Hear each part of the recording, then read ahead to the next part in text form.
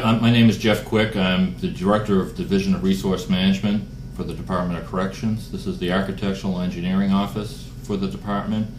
Over the last several years, we've been working on energy initiative projects, and just wanted to give you an insight into how we started that, where we're currently at, specifically addressing the wind turbine project for our Gardner Correctional Facility. Back in 2000, we started with an energy initiative set up by the Commissioner of Corrections to ensure that facilities would reduce their energy consumptions. This was typically done all in-house.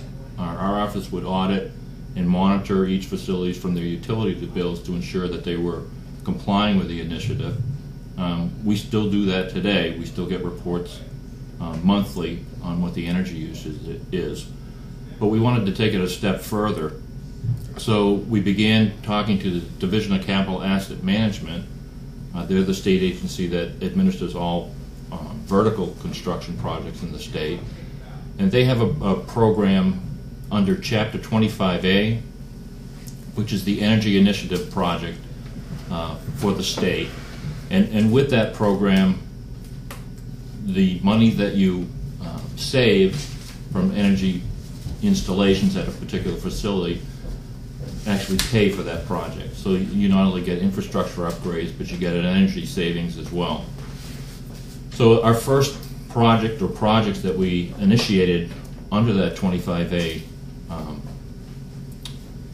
contract were at the Bridgewater complex and the Norfolk Walpole complexes. And those were both $16 and $18 million projects in total, respectively. They included cogeneration units. Bridgewater was a gas-fired steam turbine, produced its own electricity, and the heat that it generated was actually used to create steam for the complex. At the Norfolk and Walpole plants, we added what's called reciprocating generators. Those also produced their own electricity, and again, the heat that it generated was utilized to create steam, providing a cost savings to the department.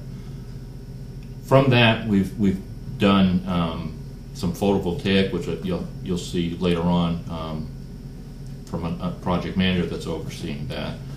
But also, we initiated the feasibility of doing a wind turbine up at the Gardner Correctional Facility. To determine whether it was feasible, first we had to install what's called a MET tower. That tower actually recorded wind speed for a 10-month period. I think it was actually 12 months. That data was then submitted to UMass Amherst, to their energy group, who basically crunched the numbers and told us whether it was feasible or not, and it turned out to be very feasible. We also needed, in order to make this cost effective, we had submitted in for grant applications to the MTC, which is the Mass Technology Collaborative. There were roughly, I think, about 19 applicants. About 5.8 million total requested funds, which actually exceeded what they had for available funds, but we were one of the applicants that received 1.2 million, which would go towards doing the wind turbines up at Gardner. It actually will allow us to do 2 units now. Both will be 1.65 megawatts. That's their capability, what they can create for electricity.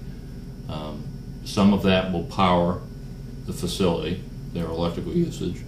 The rest will do what's called net metering, where we'll send the electricity back into the system and actually get paid for doing that. That money in turn could be utilized for additional solar projects, additional wind projects, or any type of energy efficiency projects that we deem doable in the near future. Now, these MET towers, I said they're 1.65 megawatts. With the blade in the vertical, actually the blade in the vertical position, the tip of that blade is about 400 feet, almost over 400 feet.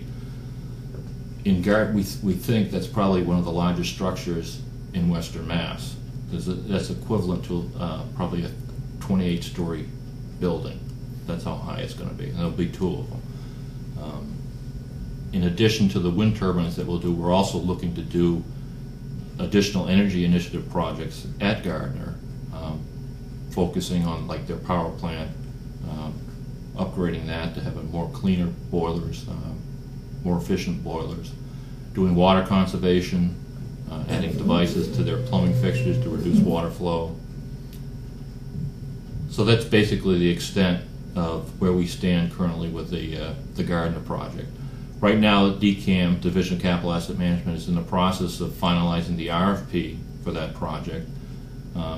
That should be ready probably by this fall. Again, it will go out for advertisement. Interested parties will bid on it.